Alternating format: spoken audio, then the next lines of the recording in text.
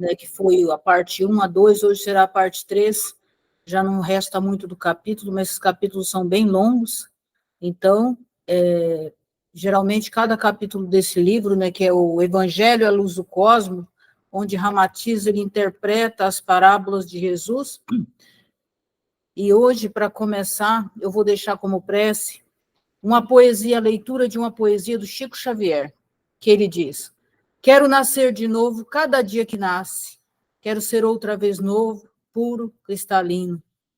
Quero lavar-me cada manhã do homem velho, da poeira velha, das palavras gastas, dos gestos rituais. Quero reviver a primeira manhã da criação, o primeiro abrir dos olhos para a vida. Quero que cada manhã a alma desabroche do sono como a rosa do botão e surja como uma aurora do oceano ao sorriso dos seus lábios, ao gesto de tua mão. Quero me engrinaldar para a festa renovada com que cada dia nos convidas e desdobrar as asas como a águia em demanda do sol. Quero crer a cada nova aurora que esta é a definitiva, a do outro, a do encontro com a felicidade, a da permanência assegurada, a de teu sim definitivo. Então, com essa bela poesia de Chico Xavier, nós iniciamos hoje o capítulo, a última parte do capítulo desse estudo de hoje, que Ramatiz coloca a sua interpretação dessa parte do Evangelho de Jesus, que é: ninguém vai ao Pai a não ser por mim.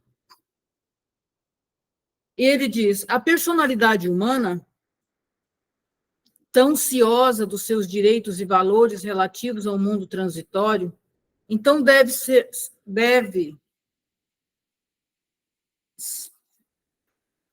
desaparecer ou extinguir-se para absoluta renúncia a qualquer afirmação, interesse ou especulação do mundo de César. O homem velho, caldeado pela linhagem animal e apegado aos bens do mundo da carne, deve morrer e desintegrar a belicosidade que lhes é peculiar pela própria agressividade destruidora do mundo físico. Ou seja, ele está falando aqui, né, que a cada dia, né, o homem velho que nós somos, ele deve morrer um pouco mais. Quando Paulo de Tarso fala que a cada dia ele morria um pouco, ele estava falando realmente disso. Ele estava falando que a cada dia ele era um pouco melhor, que ele morria para um pouco das ilusões, né? Cada dia ele ia se desvestindo das ilusões do mundo. Jesus, depois de se sensibilizar através da vivência opressiva da vida humana, sentiu a aura magnética e amorosa do Cristo planetário, passando a comunicar aos homens que ele era o caminho, a verdade e a vida, e que ninguém vai ao Pai a não ser por mim. Realmente o vínculo entre Deus e o homem terreno é o Cristo planetário. E em nosso caso, a entidade que vibra mais próxima da vivência humana, e através de Jesus, o magnífico medianeiro humano, o Cristo, pôde transmitir mais fielmente as normas para o homem desprender-se definitivamente de um mundo útil como educativo, porém transitório e dispensável após a emancipação espiritual. Assim que o espírito alcança sua conscientização espiritual e deixa de ser dominado pelos instintos, libera-se do educandário físico por ter devolvido à Terra o quantum da animalidade que o imantava aos ciclos compulsivos das existências carnais. Então, aqui ele está falando, né, que o ser mais próximo dessa conexão divina que nós temos é o Cristo. E o Cristo, ele vem como mentor de Jesus para trazer a boa nova, para trazer os novos ensinamentos que a humanidade já precisava e que já estava preparada para dar um passo além daquele que Moisés havia trazido, a educação, né, que o que Moisés havia, o conhecimento que Moisés havia trazido, agora a humanidade precisava dar um passo além, precisava saber aprofundar um pouco mais. E até hoje se confunde muito a questão de Jesus e de Cristo, né? A gente fala Jesus Cristo, como se fosse uma só pessoa, mas na verdade não é, né?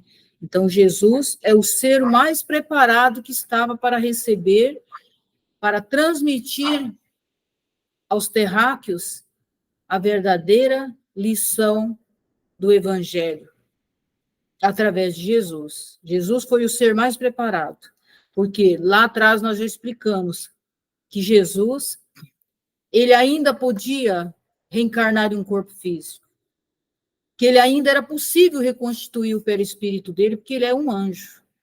Mas o Cristo, como ele já era um arcanjo, não tinha mais como reconstituir o perispírito dele, ele não tinha mais como alojar-se como dentro de um corpo físico. Então, ele vem trazer os ensinamentos através de Jesus, ou seja, aquilo que a gente conhece tão bem, né, o mentor. Na verdade, o Cristo era o mentor de Jesus, mas não existe um Cristo só, existem vários Cristos. Esse Cristo aqui, que era o mentor de Jesus, ele é o Cristo planetário, ou seja, ele é o Cristo responsável, é o arcanjo responsável pelo planeta Terra, né? Assim como existem outros Cristos responsáveis por outros locais, por outros orbes. E quem não realizar esse programa e não cumprir o esquema ascensional, reforçando-se para libertar o jugo da matéria, também não logrará a união consciencial e definitiva com Deus, ou nirvana, conforme a concepção dos orientais. Sem dúvida, não irá ao Pai quem não conseguir acompanhar Jesus no roteiro que viveu com absoluto desprendimento e consciência perfeita da missão em demonstrar o caminho crístico do amor para libertar as almas dos ciclos tristes das vidas transitórias na matéria. Então, aqui ele está dizendo por que Jesus, qual é o significado, qual é o sentido de Jesus ter dito isso. Ele disse isso porque somente aquele que trilhar, né, o caminho de humildade, de amorosidade, de consciência que Jesus trilhou, somente assim vai conseguir, né, encontrar esse verdadeiro caminho, que é esse encontro com o Pai, encontro com Deus. Por isso ele diz essa frase, né, tão que a gente já ouviu tantas vezes, né? Ninguém vai ao Pai a não ser por mim. E ele continua. No madeiro da cruz, o símbolo do corpo físico, Jesus, o melhor ser do mundo, glorificou-se renascendo em espírito e verdade e pela libertação definitiva do instinto de conservação das personalidades humanas. Abriu a clareira de luz para a salvação de todos os homens. Inclusive, a gente já viu, né, atrás que antes de Jesus vir, o Cristo, ele enviou um raio de luz à Terra para que pudesse ser possível, né, a permanência de Jesus aqui por conta da sensibilidade de Jesus, por conta da vibração, né, que Jesus já tinha, porque a energia, né, da Terra era muito densa, era impossível, né, de Jesus viver aqui, então ele já envia o raio de luz para amenizar um pouco a energia terrena para que Jesus pudesse cumprir a tarefa dele, cumprir a missão dele aqui no planeta Terra. A vida e a paixão do inovidável Mestre Jesus, em sua renúncia suprema, e sob a inspiração do amor crístico, selaram sobre a face da Terra a síntese do curso sideral exato que o espírito ignorante e simples deve cumprir na sua vivência didática. Sob a pedagogia da vida carnal, assim ele demonstrou pela sua origem pobre e simples que a mais paupérrima criatura ainda pode ter, no futuro, uma realização espiritual angélica, bastando para isso integrar-se na vivência esquematizada pelo Evangelho, ou seja, ele veio demonstrar que não é a matéria que eleva o ser, mas que é o espírito, né? E aí depois de Jesus, né, Francisco de Assis teve assim uma vivência um pouco parecida, né? O Francisco de Assis nasce também na manjedoura, ele era filho de uma família rica, mas ele a sua tarefa que era escolhida, a sua vivência, ele nasceu da mesma forma que Jesus nasceu, numa estrebaria, né, no meio dos animais, num ambiente bem pobre, também para demonstrar isso, que mais tarde ele ia, né, ter as vivências dele bem parecida também com tudo isso que aconteceu. Então, toda a vida de Jesus resume-se em atos, pensamentos, comportamentos e serviços realizados pela dignidade, sabedoria e amor, configurando as atitudes e atividades corretas que devem dominar o espírito na sua peregrinação evolutiva pelo mundo de formas. Daí a sua afirmação definitiva e insistente de que era o caminho, a verdade e a vida, porquanto ele significava o próprio curso vivo de toda a pedagogia evolutiva e espiritual na matéria. Então, ele veio demonstrar, através da vivência dele, como era esse caminho, né? Que esse caminho, que ele era o caminho, a verdade e a vida, ou seja, ele veio mostrar as experiências, ele viveu, na verdade, tudo que ele ensinou, todo o ensinamento ele deixou na prática, né, para que nós pudéssemos seguir as suas pegadas. E o Hercílio Mais, ele continua questionando o Ramatiz, e ele diz, evidentemente, uma das normas de maior proficiência para o homem ajustar-se ao Evangelho de Jesus é o sentimento da humildade. Não é assim? Então, ele pergunta a Ramatiz se, para que pudesse o homem ajustar-se à sua forma divina, se o Evangelho seria, né, o maior exemplo para que isso acontecesse, e Ramatiz responde, Jesus ensinou as reações mais afins à libertação espiritual, quando assim exclamava, se te tirarem a túnica, dá-lhe também a camisa, ama o próximo como a ti mesmo. Faz aos outros o que queres que te façam. E se teu adversário obrigar-te a andar uma milha, vai mais uma com ele. Assim, esquematizou perfeitamente o desprendimento total e necessário das nossas concepções comuns e egoístas do mundo físico, demonstrando a conduta imprescindível para o espírito poder libertar-se do jugo fascinante da ilusão da matéria. Ou seja, essa passagem de Jesus ele vem mostrar o desprendimento, né? Que é assim, eu me lembrei um ensinamento de Yogananda, né? Yogananda falava que ele gostava dos presentes que ele recebia, mas quando alguém se encantava por um daqueles presentes, ele pegava e dava para aquela pessoa. Por quê? Porque ele dizia, esse irmão ainda necessita, né, ele ainda está na ilusão do preso, né, a esse tipo de matéria, e ele já não estava mais, então ele passava aquilo para que aquela pessoa realizasse aquele desejo.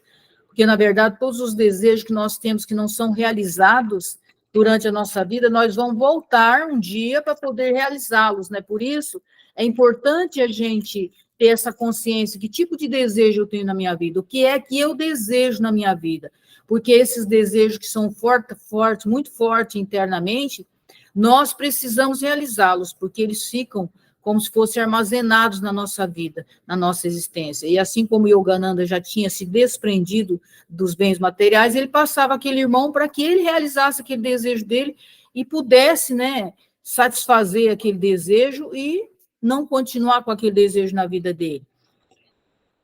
Não basta essa vivência tão sacrificial e desprendida, mesmo que o homem doe tudo de si a outrem, caso ele ainda não esteja possuído de tanta humildade que possa perdoar a todos os seus adversários e autores da sua própria infelicidade. Zombado, acanalhado, caluniado e inflamado pelas ingratidões de amigos mais estimados, dominados pelo orgulho, vaidade, ciúme, ambições, inveja e avareza, ainda é preciso que o iniciado na didática do Evangelho tenha consciência do benefício e do seu martírio, opondo a sua chancela límpida de ressentimento, de perdoar tanto quanto o Cristo perdoou. Então, aqui ele vem dizer, né, que não basta só a boa vontade, né, não basta só a gente querer algo, a gente precisa vencer todas essas dificuldades que nós temos internamente, vencer todas essas situações de sentimento que nós temos, Ou seja, tudo isso é viver a humildade, né? Ser capaz de desvencilhar de tudo aquilo que nos prende a essa ilusão da matéria, essa ilusão, porque daqui a pouco nós vamos sair daqui, vamos deixar tudo aqui, e além disso, só que nós tem coisa que nós vamos levar que não tem necessidade, né? Que é essa questão que ele fala aqui, ó, a inveja, né? A falta de perdão, tudo isso nós não vamos deixar junto com o nosso corpo físico aqui, nós, infelizmente, nós vamos levar junto conosco. Então, a gente precisa ir aos poucos se desvencilhando de todas essas situações para que nós possamos levar mais virtudes do que sentimentos que não nos cabe mais nessa nossa caminhada que nós estamos buscando. Sem dúvida, essa não é a humildade que se confunde com servilismo, mas que liberta o espírito da matéria, pois quando Jesus enunciou que os humilhados seriam exaltados, ele referia-se à humildade consciente, ao estado de apercebimento mais profundo e intuitivo da vida, em que a criatura cede espontaneamente para não agredir e ela tolera para não impor. Ou seja, não adianta só a boa vontade, a gente precisa ter consciência realmente, não é esse conhecimento intelectual que nós temos, nós todos sabemos, né, o que nós devemos ignorar na nossa vida, ignorar não, nós devemos tirar da nossa vida aquilo que nós devemos aguçar internamente que nós temos, mas é preciso que nós tenhamos vencido a nós mesmos, vencido as nossas dificuldades, vencido as nossas atitudes que não são mais condizentes com um seguidor do Cristo. A humildade não é tão simplesmente uma virtude que se deve cultivar deliberadamente no sentido de se galardoar espiritualmente. A terra, com suas dores e vicissitudes, em vez de mundo expiativo e indesejável, pode ser considerada escola de alfabetização espiritual ou valioso laboratório de enriquecimento e embelezamento da alma. Em consequência, o homem humilde e o aluno paciente, conformado e satisfeito, que melhor aproveita as lições do mundo, uma vez que ele é sempre quem mais se apercebe da realidade espiritual, em face de ouvir sem protestar, solicitar sem exigir e aprender sem pontificar. Então, o planeta Terra, né, ele é uma escola onde nós vemos aqui, ele diz, embelezar a nossa alma, e não fazer com que ela seja cada vez mais, que ela fique cada vez mais promíscua ou cada vez mais com a energia mais densa. Então, é como se a Terra, o planeta Terra, fosse o salão de beleza da nossa alma. Aqui nós viemos para fazer tudo o que nós pudermos para lapidar esse diamante que cada um de nós somos, né? Cada um de nós somos um bem precioso de Deus, que estamos aqui tentando nos descobrir, tentando nos reconectar com aquilo que nós nos desligamos, que é a nossa origem, né, que é a nossa origem divina. E ele continua: o sofrimento e a morte não são desdouros, nem punições, nem mesmo o fundamento principal da evolução e aperfeiçoamento do espírito. Em verdade, ambos são apenas o resultante da vida, fruto da reação natural da técnica usual para a conscientização do espírito no seu atrito com as asperezas e imperfeições das formas físicas. Então, é uma forma natural, né? A vida é uma forma natural da gente estar nos lapidando, de a gente estar nos preparando, né, para nos desvencilhar das imperfeições e ir descobrindo todas as nossas virtudes que estão latentes dentro de cada um de nós. Todos nós temos essas virtudes adormecidas, nós precisamos apenas acordá-las, e nós precisamos ir ressignificando as coisas que acontecem na nossa vida, assim como ele falou lá atrás, né? Jesus, ele passou por várias situações, ele nunca revidou, ele nunca vingou, ele nunca teve o sentimento, né, de vingança de qualquer uma daquelas pessoas, porque ele sabia que nós, pela consciência que ele tem, ele sabia que nós éramos pessoas ainda simples e ignorantes, que ele tinha a noção da animalidade que nós ainda possuímos e que nós ainda possuímos hoje, ainda dentro de nós. E ele continua, aliás, é o próprio Jesus que em certo momento se dirige significativamente a Deus, assim exclamando, glorificai-me, ó Pai, com aquela glória que eu tinha em ti, antes que o mundo fosse feito. É óbvio, implícito, que se Jesus mencionou a glória que ele tinha em Deus, evidenciava que antes de ele existir na Terra como entidade carnal, o seu espírito já vivia na glória de Deus. E era, portanto, um realizado sideral, muito antes de se encontrar encarnado na Terra. Ou seja, na verdade, ele já era um ser iluminado, que a gente fala, né? Ele já era um anjo, e ele tinha consciência de tudo isso. Então, bem antes, porque ele já havia vivido em outros mundos. Inclusive, esses outros mundos que ele havia vivido nem existia mais, né? Por isso, o perispírito dele teve que ser refeito para ele poder viver no planeta Terra, até pelo fato que cada orbe, né, tem uma matéria diferente e o perispírito também já é constituído de uma matéria orgânica diferente um do outro pela sua capacidade de que uns planetas é superior, né, já estão no nível mais alto e alguns no nível mais baixo. E o nosso planeta é um dos menos, né, menos evoluído. Então, o mestre que descer ao mundo físico, eleito para levar a missão, pois certamente não viera cumprir nenhuma dívida kármica pelo sacrifício da vida humana, mas apenas ensinar o que já assinalara e realizara anteriormente, ou seja, ele vem ensinar sobre a experiência que ele já tinha da vida dele, por todas as passagens que ele havia sido, por todas as vidas, as existências dele, ele veio nos trazer, na verdade, nos ensinar a realidade vivida por ele, né? Que já era uma lição que ele já tinha experimentado através da sua vivência. Jesus era um espírito glorificado muito antes de nascer fisicamente no mundo terreno. Quem transmitiu mensagem tão gloriosa e morreu pelo amor só podia ter vivido anteriormente na glória de Deus, do qual foi arauto espiritual como sublime transmissor físico.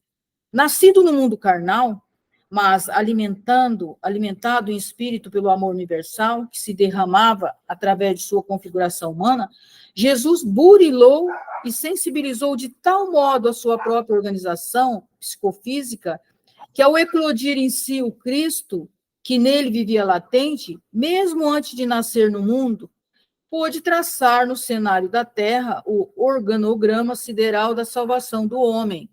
Então, antes, né, quer dizer, tudo isso já tinha um projeto que já tinha sido feito, Jesus já tinha passado 1000 anos rebaixando a energia dele, a sua vibração, já tinha um plano, né, já sideral, já completo, tudo organizado, tudo previsto, né, para a vinda dele aqui no planeta Terra. Deixou-nos o mais perfeito esquema de libertação da individualidade terrena, proporcionando a metamorfose do homem velho, da vivência animal no homem novo, da glorificação espiritual. Sob a ação centrípeta do amor do Cristo, que vive latente no âmago de todos os homens e eclode tanto mais intenso quanto se fizer a limpidez da lâmpada perispiritual, rasgando-se as cortinas do céu naqueles que sabem despertá-lo em si. Eis porque Paulo costumava dizer que ele não vivia mais, o Cristo é que passou a viver nele. Que assim como Jesus dizia, eu não vivo em mim, porém é o Pai que me enche de vida, né? E ninguém irá ao Pai a não ser por mim, porquanto ninguém se libertará do jugo da matéria enquanto não tiver realizado em si mesmo a morte das paixões e o renascimento para a vida sadia do espírito. Então cumprir-se-á a promessa de que a este será dado o dom da vida eterna. Então, aqui ele está explicando, quando Paulo fala, né, lá que é Cristo que vive nele, porque Cristo, ele está, todos nós temos essa conexão com ele, só que nós ainda não despertamos para isso. Como Paulo já havia despertado, ele sabia que quem estava comandando já as realizações que ele fazia no plano físico, era o Cristo. Já não era ele mais que comandava, mas já era o Cristo, porque ele já havia despertado essa consciência dele, ele já estava nesse ponto de consciência, de libertação, de se deixar, né, ser realizado pela vontade do Cristo. E Jesus, então, ele vem também confirmar isso, né, que a partir do momento que nós despertarmos a nossa consciência para a verdadeira realidade, né, universal, a realidade cósmica, de quem realmente é Deus, de toda a criação, nesse dia nós também estaremos despertando esse Cristo que está dentro de nós, mas que ainda não vive em nós, por quê? Porque nós ainda deixamos nos levar pelas paixões, por tantas coisas, né, pela ilusão ainda, que os orientais chamam de Maia, né, pela ilusão da matéria, pela ilusão das coisas passageiras, e nós ainda não despertamos para as coisas infinitas, para as coisas eternas, né, que é esse encontro com Deus. E assim nós terminamos esse capítulo, e agora eu deixo para as considerações, para as contribuições de vocês, e eu agradeço imensamente por essa oportunidade de ter trazido esse conhecimento do mestre Ramatiz, que é o nosso irmão mais velho, que ele traz nessa percepção do evangelho, que esse livro eu acho muito lindo, muito esclarecedor, aprendi muitas coisas com ele, ainda estou aprendendo, cada vez que a gente faz a leitura, a gente aprende um pouquinho mais. Então, Alessandro, deixo com vocês agora. Muito obrigada. Oi, Abadia, gratidão mais uma vez. Os falas do Ramatiz são sensacionais. Vou deixar aberto aqui se alguém quiser fazer algum comentário, mas já falando que na próxima segunda-feira, o nosso irmão Adão vai fazer uma live especial em celebração ao Natal, tá, gente? Então, segunda-feira que vem, uma live com o Adão sobre o Natal. Vou deixar aberto, se alguém quiser fazer algum comentário, fique à vontade.